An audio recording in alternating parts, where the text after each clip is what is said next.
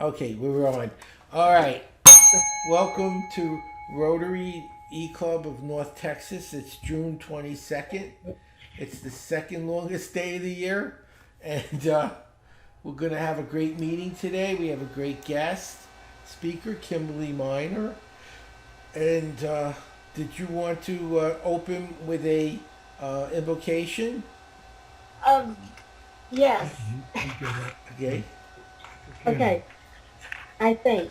What you want? No, I'm sorry, not tonight. Not tonight? Okay. Then we want to just go to the pledge? Yes, Okay, David. we'll do Go our ahead. pledge then.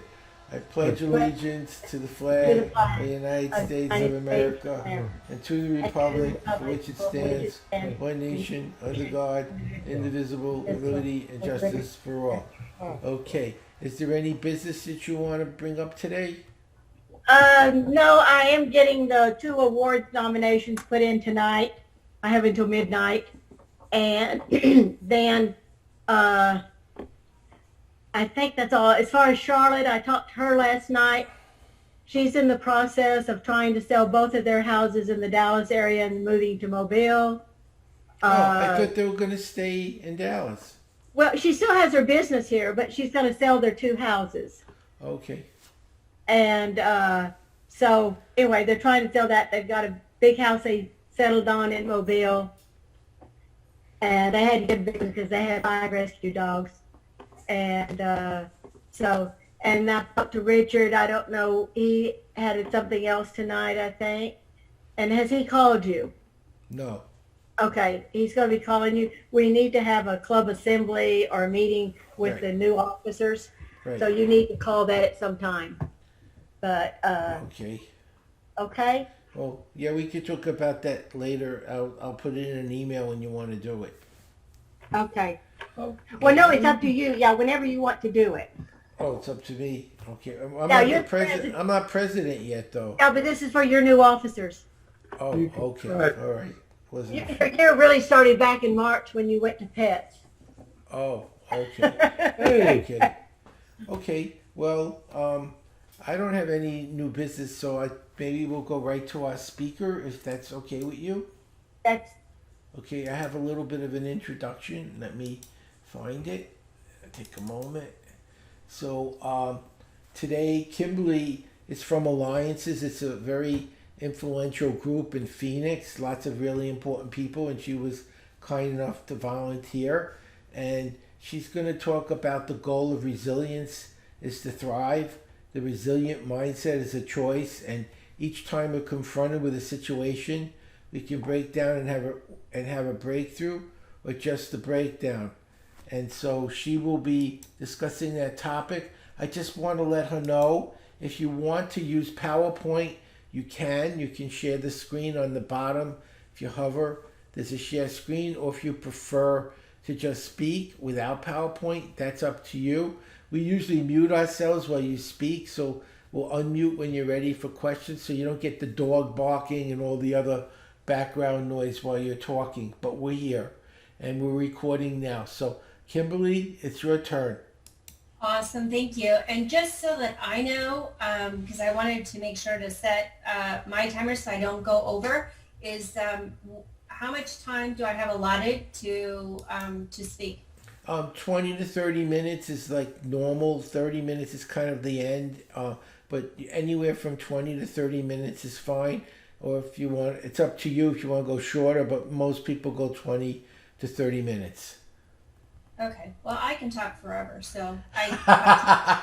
That's how you're okay. My mom said that, when she was caught in the car with me, her ears would bleed. So, that's. All right. So I set my timer so that I can make sure I stay within the parameters. All right. Well, again, I just want to thank you, Howard, for allowing me to come and speak to everyone. I'm really excited to be here and share this time with all of you. This is different times that we're in that we're expressing, having this time together. being here on Zoom. Thank goodness we have Zoom where we can all be together, and you guys are in 5 states. So you guys get together in a platform like this, maybe on a regular basis. But for so many of us, this is such a new platform to be in. I find that this last year and a half that so many of the people that I work with, that this is such a new platform to be in. And it's one that tends to be a little bit uncomfortable, but one that, as time has gone on, is getting a little bit more comfortable for people to find themselves in. And it's that whole, comfortability, finding that resilience, finding that new mindset of having to pivot, where life is now taking us. And so many times people keep finding that whole term of when are we going to get back to normal? And, I like to say is that it's better to find that mindset of, instead of saying, when are we going to get back to normal, is that, why don't we look at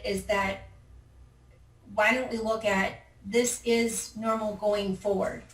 Is that we can find normal within the unnormal. Oh, did you want me to wait a second? No, my dog came in and he needs to let him out. I'll be right back. Okay, not a problem. All right, so let me tell you a little bit about who I am first before, as we go into this, is that, again, my name's Kimberly Miner, and a little bit about who I am is that my journey is one that is a long one. And my background is that I have a long journey of learning of what resilience is, and having to figure out of what my own resilience is and what I can do with my resilience. And, life is kind of this funny journey. And I look back, it was interesting. I was looking at, when you look at Facebook, and it will come up and it will show you like a memory of like something that you had put on a long time ago on Facebook, and it'll say, oh, a year ago, you had this memory of something you put on Facebook. And it showed me a picture, and I was a professional ballet dancer, and it had a picture I had put on there. And I had put a picture of me dancing, and I had put a story on there, and it was talking about, throwing back to my time in ballet. And it was a time of when I was dancing that, when you're dancing, you have to be vulnerable, you have to be strong, you have to be light and mighty, but you have to be fierce, and you have to, I remember, you had to never give up. I remember those instances of, feeling that I had, a group of people that I was with that I felt were friends, but they were the same people that were willing to stab me in the back at the same time, because, you were going all for the same type of parts and the same, levels of like going up the ranks within the company. And on the amateur level of the company I was in, and when I was on the professional level, is that, we kind of,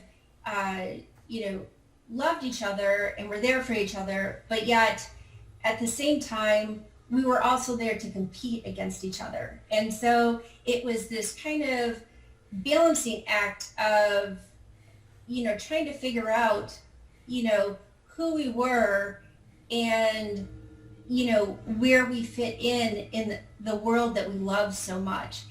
And we had to learn how to, when things didn't go our way, when we didn't get a part we wanted, we had to, learn how to dust ourselves off, because in actuality, we were only as good as we were yesterday. Because, when I so distinctly remember, directors say, oh, that was really good and stuff. And, thinking that I was really getting somewhere, and then, thinking that I was going to maybe get a certain part, and then when it would come out, somebody that was, like my best friend getting that part and having that sinking feeling inside me, going, well, wait a minute, how'd that happen? And having to like be able to pick myself up and still move on. And so, being a professional elite athlete, you learn these mechanisms of having to, do your very best and do more than your very best and keep fighting and digging deeper and deeper all the time of how to, do what it is that you love and having to dust yourself off, because that's what made the difference between somebody who was willing to go the extra mile to make it where you wanted to go of what your end goal was versus somebody who didn't make it in the industry, who didn't make it to be a professional person, or who didn't make it at the college level. That was a difference. I would, put it on the equal level is that, somebody who, you look at all the people, all the kids who do gymnastics or do club sports or do high school sports, and you look at the number of people they are now getting ready to do Olympic trials, right? That how many of them actually make it? What is the difference of those who work so hard? How many of them dig deep in that resilience, who have those bad days, who miss the dances, who miss the dating, who miss whatever? How many of them, were told no or, didn't make it up on the podium, but they went out and they were resilient and they just kept working and they kept working, they kept working. And as I look back at that post, I said, it reminds me so much of something that I loved, and it equates so much to life.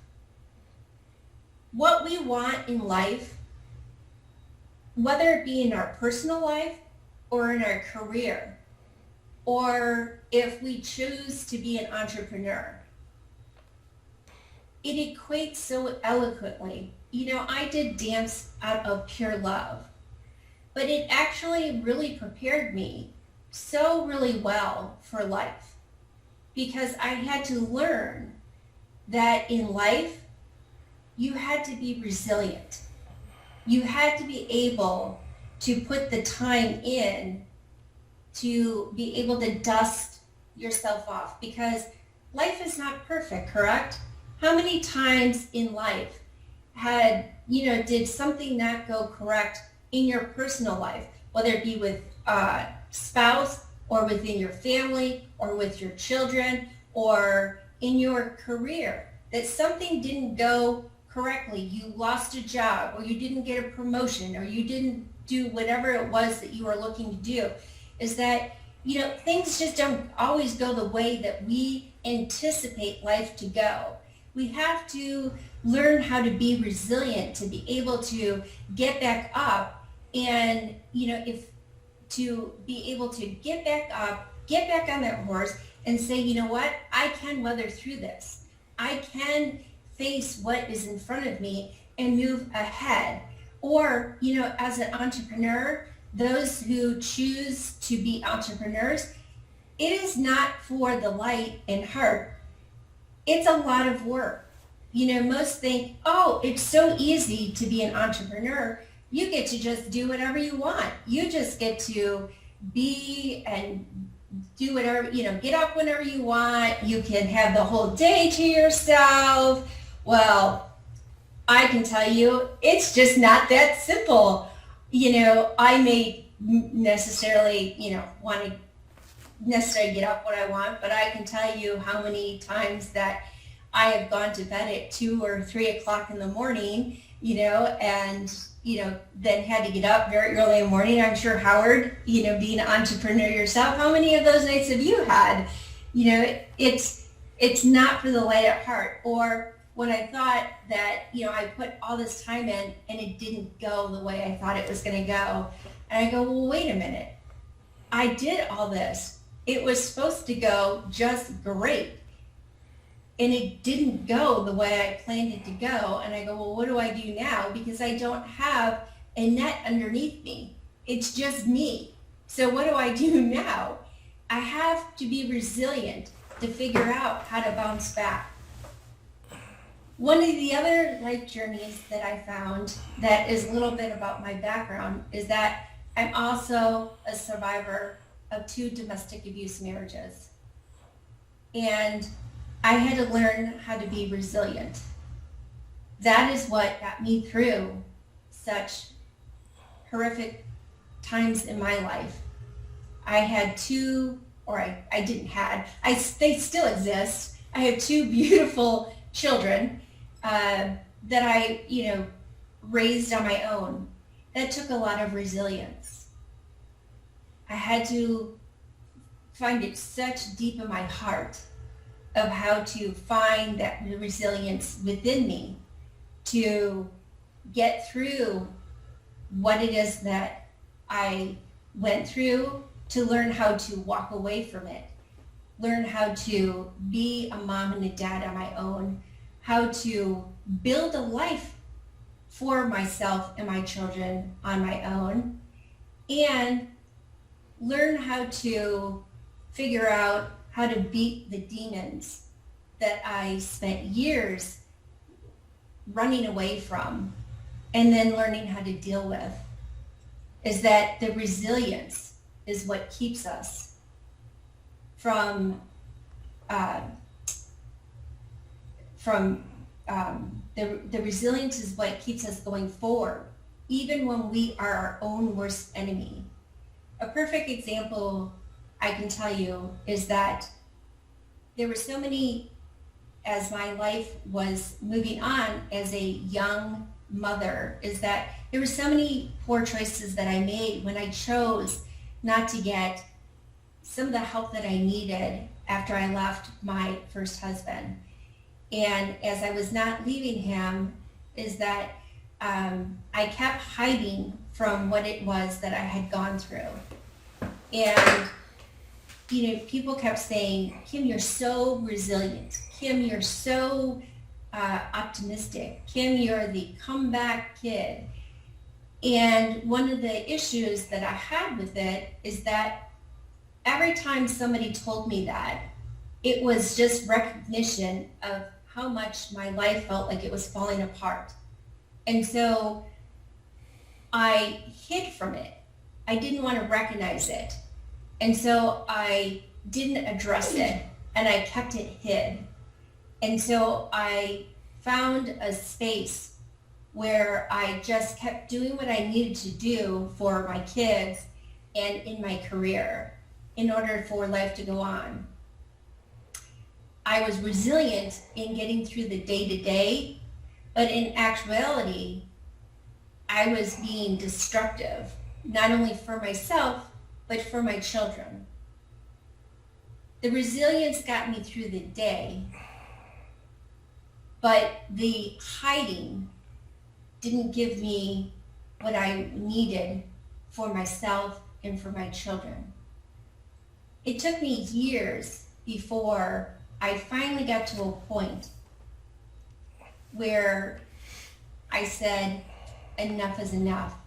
And what it took was, it took me surviving 3 pulmonary embolisms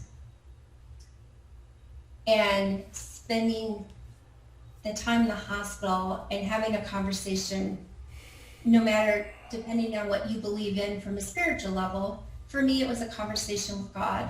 And God said, I have a greater purpose in life for you. And you know better. And so for me, I said, I want better. I know better. And I thought back to the days of when I was dancing, and I felt, the spot where I was able to do whatever I wanted to do. All I had to do was put the time in, and had to get up and wipe the dust off and put the effort in and just face it head on, because I had been taught that. I knew how to do that. And so at that moment, I made the choice that no longer in my life was I going to allow that to happen. And so I had to look within me, within myself. And that's what we have to do in our life, is that when things in our personal life and in our career or as an entrepreneur, when things don't seem like they're aligning correctly, when things, seem like they're breaking down, we have decisions that we can make with those choices that are going on. Because life in this last year is a perfect example with COVID. So many people have been affected on so many levels, have they not? It's hurt them from a family point of view. It's hurt them from a financial point of view. It's hurt them from being isolated and not being with their families. Is that we get to make a decision, is that with these circumstances, what do we allow that to do for ourselves? When we have breakdowns, we can have a choice in those matters for ourselves, is that we can choose to have a breakthrough with that moment and use it as a foundation to build and have the strength to become the better version of ourselves that we have never been before, or we can choose to allow it to be the bigger destruction of us. We have the resilience within us to make that choice for ourselves. This year has been the greatest example that we are the greatest victors for ourselves, the biggest advocates for ourselves, and we can also be the biggest destroyers of ourselves. One of the things that I do in the company that I've started is within my Envision You Victory Over Violence, which is a nonprofit foundation, is that I teach others, is that through our resilience, that we can find our confidence, we can find our self-worth, we can find our self-esteem, and we can build ourselves. We can be anything we want to be. And it doesn't matter where we are in life, is that we can change the trajectory of what is going on in our life, whether it be personally, whether it be career-wise, whether it's for an entrepreneur. How do we want things to be? We don't have to accept what is in front of us. We don't have to accept that things are that they are. Things can be different. We have the wherewithal within us. Do we have control sometimes over the circumstances? No. But I heard an amazing quote, and it's been all over the internet, so you may have heard it. But it is something that I think that is so truly important for all of us to understand. And it comes from such an amazing, amazing young woman that, I think she has a lesson, which is why she is still with us, for all of us to understand. She was on America's Got Talent, and she has cancer at the age of 30. She's been through it 3 times. And at the third time of having cancer, at stage 4, her husband left her. Who does that? In my mind, as I'm sitting there listening to that, she has a voice of an angel. And her statement when she was interviewed is that you cannot wait for the darkness to be over in order to be happy. And I think that is so important for each and every one of us to understand, is that, even when we feel like we're frustrated with the things that are necessarily going on in our life at the moment, is that we can find moments of happiness. And when we find that moment of happiness, we need to catch on to that, because that's the resilience within us. And when we find that resilience, that's where we can start to find a little bit of answers of how we can start changing the trajectory of what's going on. That we can find happiness, moments of happiness, that we can be happy. We can find some differences to make life to be different in our day, each and every day. And when we do that, life can be different.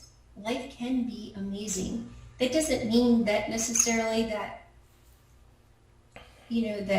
if the financial part is not going to change, but there still can be happiness within the boundaries of circumstances. You still can find happiness within that. If a woman who only has been given a 2% chance of continuing living and still finds happiness every day, how is it that the rest of us who have an abundance of life, but yet have circumstances each of our own individually, cannot find moments of happiness in each and every one of our days? We can. It's called resilience within us. We just have to look within and find the confidence that each of us have. We all have something to offer within ourselves. It's about looking in the mirror and saying, Kimberly, you are amazing. You have something to offer. You have something that you can leave a legacy. Maybe it's the neighbor. Maybe it's my kids. Maybe it's a grandchild. Maybe it's a neighbor kid. Maybe it's something else. It's always something that we are capable of being able to change the trajectory, that you can have that breakthrough or that breakdown. How do you want your life to go from today moving forward? How do you envision yourself? So I so appreciate you all giving me the time today, and I hope that you found some value in the words that I had to offer. Thank you. I appreciate. Can you tell us a little what Envision You does to help people? Yes, I work with women, and I work with domestic violence centers and universities and police departments. And I have courses that I go in and I teach them, and it's all on building their, it's all on the steps on moving forward after domestic violence. And I teach them on confidence, self-worth, and self-esteem. And then I work with the police departments on educating them on how those who are victims wind up in domestic violence situations, and then how they can more effective go into, when they're going into on scenes, how they can interact with victims more effectively. So, and here in Arizona, this last session, I actually went and advocated and went and testified in front of the House and Senate and got a new bill passed to make it where stalking and on the internet is now a misdemeanor in the state of Arizona. What was that as a misdemeanor on the internet? Where you, it's stalking and, yeah. Okay. Yeah, my ex stalked and harassed me on the internet for over 150 days. So yeah, I do a lot of that type of work, and I created a women's summit where they can come and I bring speakers in, and myself be one of the speakers, and it's all about giving them a space where starting today they can envision themselves being on a different path of what that looks like. You might be a good speaker. I'm mentoring a new club. It's going to be chartered next month, and it's on suicide prevention and brain health, which on PTSD, depression, things concerning brain health. And it sounds like this would be a good speaker for them. I would love to. And I will get all your contact information from Howard. Oh, Yes. Wonderful. Yeah, That'd absolutely. be nice. Perfect. Well, thank you for sharing with us. It was a good, interesting story and inspiring. Oh, thank you. Well, you guys have a wonderful rest of your evening. Thank you. Thank you. Take care. So I guess we'll do our four-way test to close our meeting. Go ahead. Four-way test of the things we think, say, and do. First, is it the truth? Second, is it fair to all concerned? Third, will build goodwill and better friendships. And fourth, will be beneficial to all concerned. And our fifth one is, will it be fun? Thank you for coming. See you all in 2 weeks. We'll stay in touch. Take care, everyone. Thank you for coming, Kimberly. Yes, thank you. Have a good evening. And Howard, don't forget on the 13th is our installation. Yes, I'll be there. Okay, well, encourage everybody, keep reminding them. I do every email I send out. I've been saying it. Okay. Take Okay. care. Bye. Thank you.